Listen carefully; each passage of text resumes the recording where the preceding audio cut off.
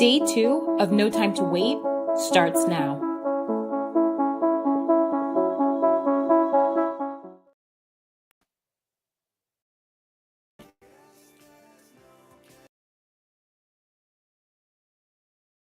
Everyone, I hope you're feeling energized and ready for another incredible day. Before we begin, let's go over some quick house rules. Keep your lanyards on while the event is going on, please.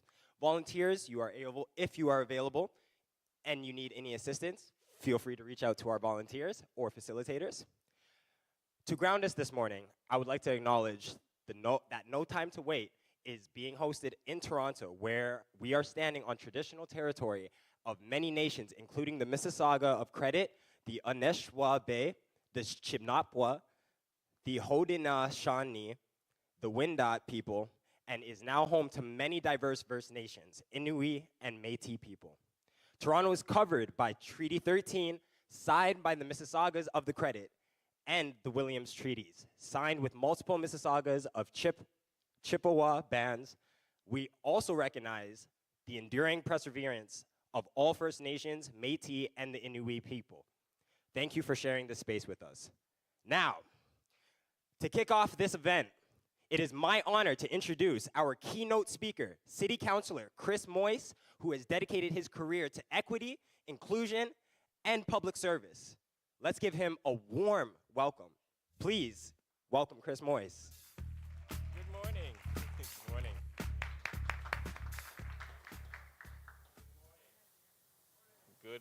Can you hear me now? Okay, awesome. Here we go. Good morning, everybody. How are we here today? Wonderful, wonderful. It's a small, intimate group. I did have a speech prepared, but I'm just going to speak off the cuff. What the heck? It's Saturday. I've had my coffee. I've had a bite to eat. I've said hello to a few of you. As mentioned, my name is Chris Moyse. I am the City Councilor for Toronto Centre, Ward 13. I'm also chair of the Board of Health, the largest municipal health agency in the country.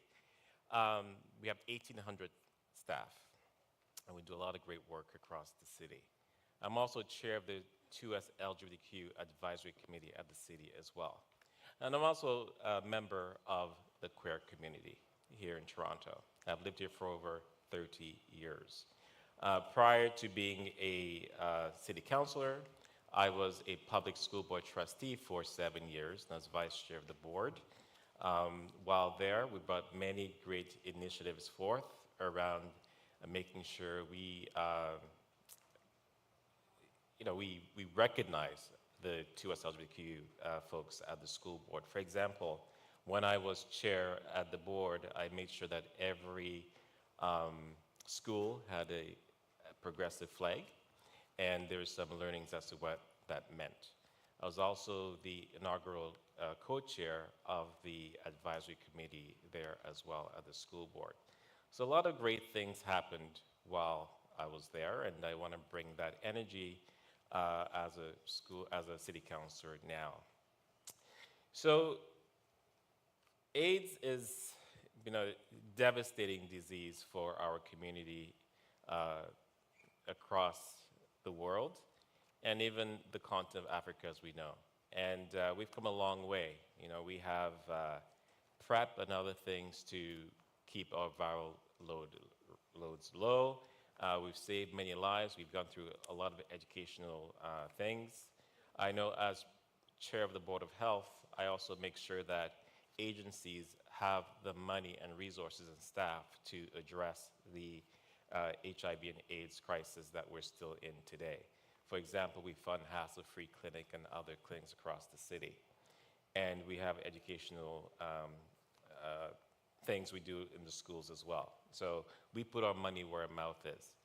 But we can't do it without you, right? HIV is actually on the rise still here in Toronto and across the world. And we need to have young people continue to dialogue and talk to each other and make sure that we get this disease under control. So I'm happy we're here today, this weekend, to discuss this and to address it and make sure that we hold people like me to account, and also, push yourselves and push your colleagues as well. We cannot do it alone. And so I also want to say thank you for being here. Thank you for inviting me. And let's get this disease under control and eliminate it as quickly as possible. It's been in our midst for too long. So thank you once again. Thank you.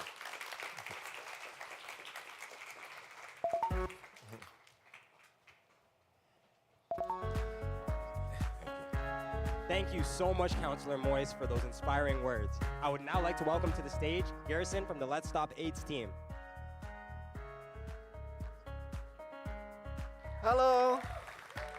Hi, everyone. Good morning. Hi. Who said hi? So I'm Gerson Scheidweiler from Let's Stop AIDS, the executive advisor. Day 1 is over. Who is excited for day 2 of No Time to Wait? Yesterday was incredible. And I believe many of you learned so much from the diverse voices, and those who spoke here on stage, or even those who led the workshops, everything was really amazing. And what makes these discussions so powerful is the space they create for interaction, for questions, for agreements, and also for disagreements. Do you know that many scientific breakthroughs and revolutions have emerged from disagreements? Right? Shaman yesterday said, oh, everybody says no to me, and then he decided to create a charity. So disagreements actually help sometimes for us to make change. I think that is actually what makes this event so special and so unique when we compare it with others. No Time to Wait is a space where you can see a scholar debating with a sex worker. You can see a lawyer engaging with a person living with HIV. And these encounters are what help us uncover the root of problems and frustrations. And let's be honest, if everything in our lives were perfect, we would not need to change anything, right? That's why we need to advocate for things that we believe. And understanding these problems and their nature is essential to fostering leadership and beginning to fight for a cause that matters for you. So let me share a personal example. Sometimes, or maybe every time I watch the news, I feel upset.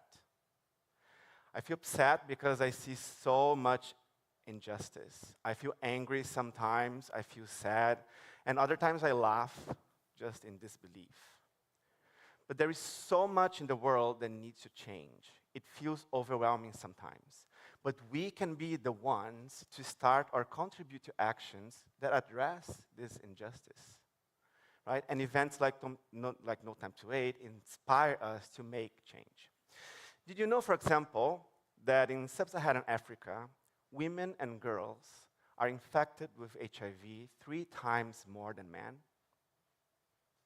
Or that in Canada, for example, it's extremely difficult for a teenager exposed to HIV to access PEP without disclosing it to their parents.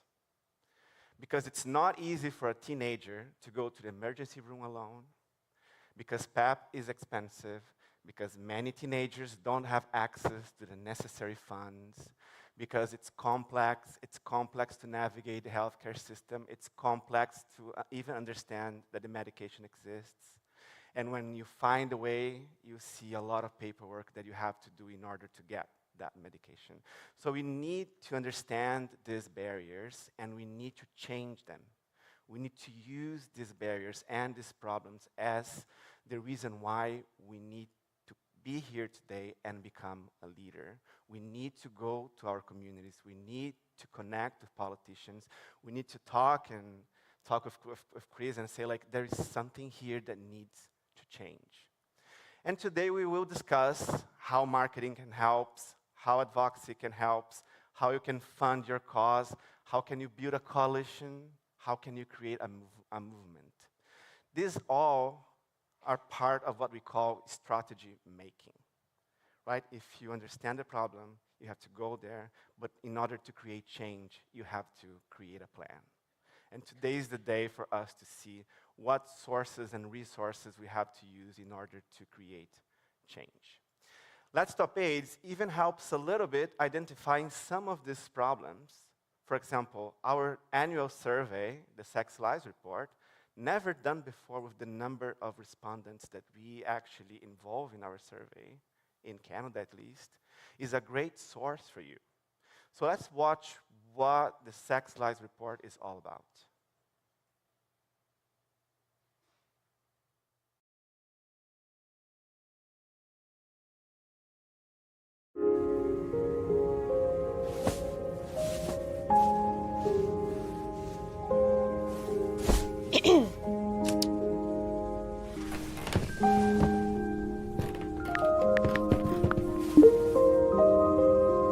Did you know that Let's Stop AIDS releases a research report every year? Don't want to read the full report? Here's a video.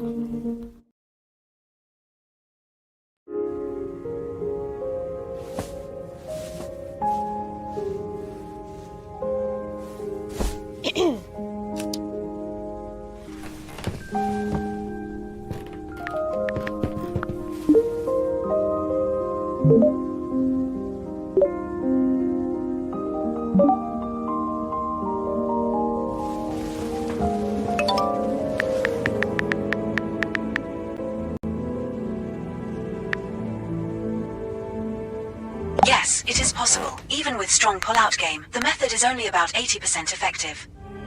I don't hate those odds. Hold on there. This method relies heavily on the insertive partner's ability to predict and control the timing of withdrawal. Well, unless you have a bunch of kids I don't know about, I'd say your game is pretty strong. Well, sure. Pregnancy risk aside, proper condom use can prevent the spread of HPV, herpes simplex, We hear you, Luna. syphilis, hepatitis, gonorrhea, chlamydia, HIV. Loud and clear. Only 1 in 4 youth reported wearing condoms all of the time. Okay, well, you've been tested, right? No. What? Have you? No. Unsurprising. 7 in 10 young Canadians have never been tested for STIs or HIV. Okay. Thank you, Luna. So? Yeah. Yeah? But you have to wear it. You got it. 14% of sexually active Canadian youth have felt unsafe because someone pretended to wear or removed a condom without their Whoa, consent. babe. I would never stealth you. Let's take our time. Luna believes that trust and communication are the most important factors in satisfying Just- and pleasurable gonna- sex. Yeah. Requesting permission to join Cuddle.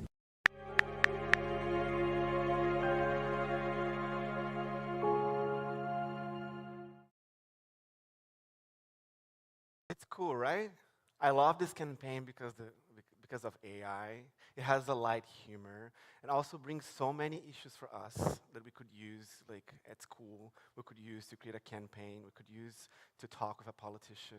We could talk with a healthcare provider and discuss like why it's so difficult to navigate these intimate conversations. Why it's so difficult to negotiate condom use sometimes with our partners. So like we have to de-blur these conversations, and maybe today is the day to keep doing this, right? So on behalf of Let's Stop AIDS, our team of volunteers, staff, longtime friends, I want to thank each of you for the dedication, and everybody here as well for coming this Saturday, for being here, whether in person or virtually.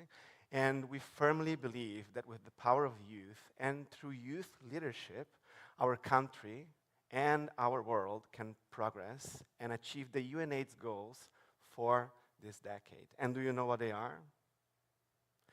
Diagnose the majority of people living with HIV early. As soon as possible, they have to know. Put everybody on treatment with ARV and making sure that the majority of people on treatment achieve viral suppression. These are what we call the 90-90-90 goals, and we have to achieve them. And together, we can make this happen. And then maybe we finally can take a little break before tackling another huge problem, right?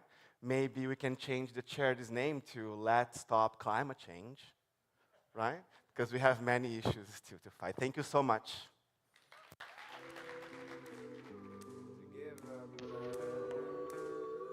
Thank you so much, Garrison. Also, in that video, I think I went to high school with the dude that's in that video.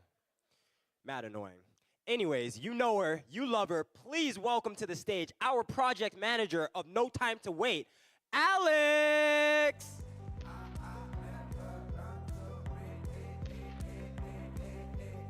Thank you, Counselor Boys and Jerson.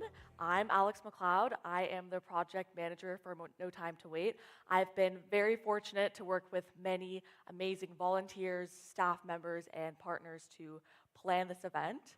And let's just get straight into day 2 of No Time to Wait. Welcome back to No Time to Wait 2024, day 2.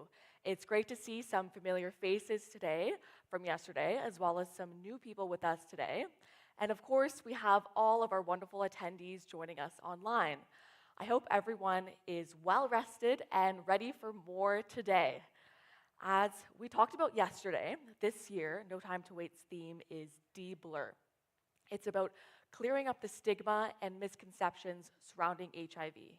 De-blur means revealing, inspiring, and exchanging knowledge so youth can step up as visionary leaders and advocates in their communities. So now let's play our theme video in case you haven't seen that yet.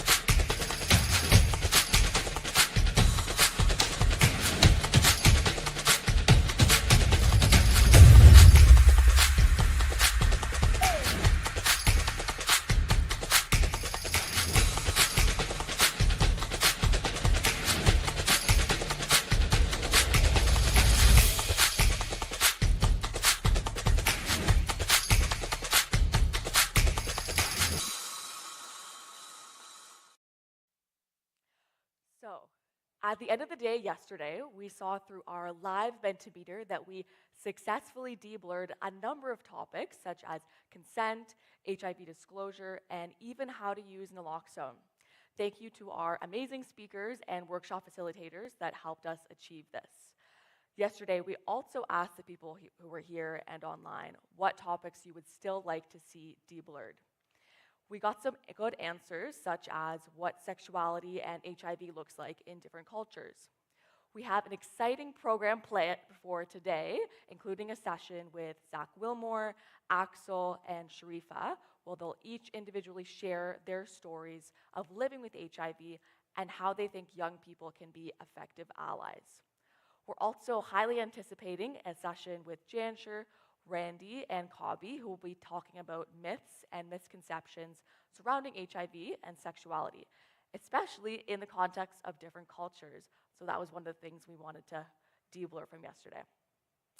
Then, this afternoon, you'll be free to choose between workshops with interesting topics, such as youth episodic disability and employment, and that's with Realize, their booths over there. Little plug for them. As well as fundraising for your cause, marketing your initiatives, and navigating conversations around HIV and stigma. So that was a bit overview of our day, of what it's going to look like for today. Before we jump into this action-packed day, let's check in. I want to quickly go through the same Mentimeter that we did yesterday so we can get a new baseline for our audience, especially because we have some new people here today and new people online. You can also check in with yourself if you were here yesterday to see if any of your answers have changed. So let's get our Mentimeter on screen. You'll be able to scan the QR code, or there'll also be a link at the top with a code you can enter.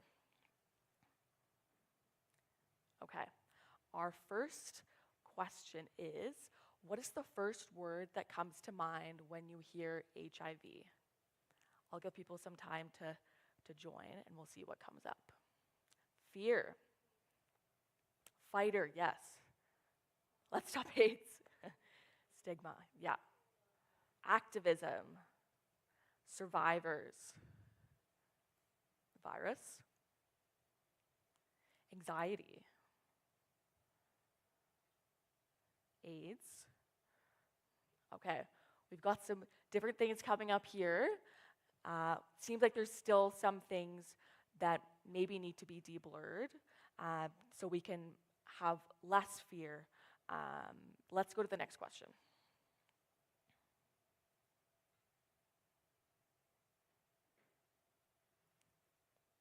Let's go to our next Mentimeter question.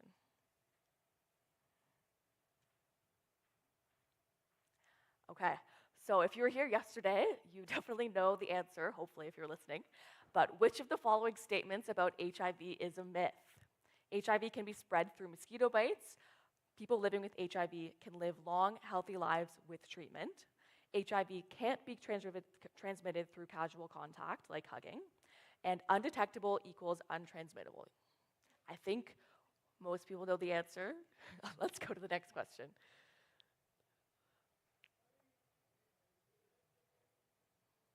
Okay, on a scale from 1 to 10, how confident are you in your sexual health knowledge? With 1 being completely unconfident and 10 being very confident. Maybe it's scale of 1 to 5. Okay, we've got most people at a 4. So that means we've still got some room for improvement. We can do more deblurring today. Let's go to our next question. Okay, do you think HIV stigma exists in your workplace, community, or school? We've got a lot of yeses, some maybes. Maybe some people are unsure, maybe they haven't witnessed it before. Okay, let's go to the next question.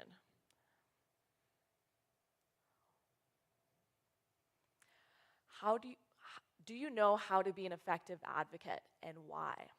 So maybe if you were here yesterday, you can put in some ideas or inspiration of how you think you could be an effective advocate. But if that still needs to be deblurred for you, that's okay. We've got a lot of new people here today and lots more to learn. Some people are saying, I'm learning. Thanks, Let's Stop AIDS. I love that. Listen and be knowledgeable. Be vocal. Someone says, no idea. Okay, that's exactly why we're here, to deblur that. Come together to speak on the issues that's not talked about. Someone says, somewhat, but I'm still learning. Okay. Let's see if we have another question.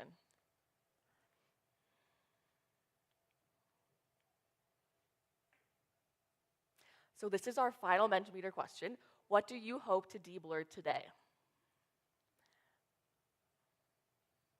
Check in with yourself. Stigmas, yes. Cultural differences. Well, you're in luck. We do have that in the program. Sexual rights with LGBT. Charity efficacy.